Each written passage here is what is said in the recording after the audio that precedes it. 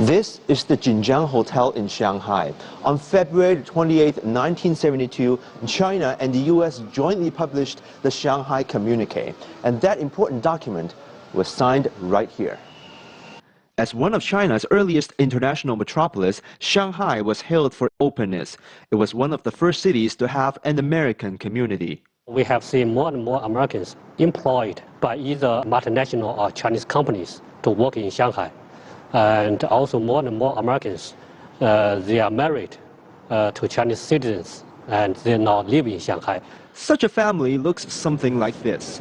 David and Jean Nealis have been married for over 10 years, and this is their son, David Jr., born and raised in Shanghai, naturally bilingual. Shanghai is a city filled with excitement, energy, and opportunities. So when we made the decision to live in China, I think we both agreed Shanghai is the city to live in. David is a global capital markets trader, part of a wave of U.S. financial professionals that are more and more engaged in the Chinese market. He hopes to bear witness to a more open and globalized capital market in China.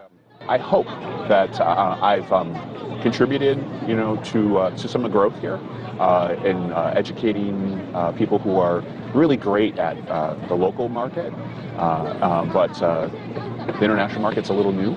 I look forward to the markets opening up here someday for international traders to come in. I think that would be very exciting.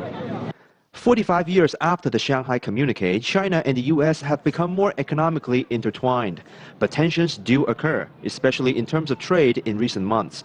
Jean feels it firsthand as she works for a solar energy company. Well, unfortunately, my industry is already in the trade tension, and the U.S. already have anti-dumping against China. Chinese solar panel exports to the U.S. dropped some 30% in 2016 because of anti-dumping tariffs.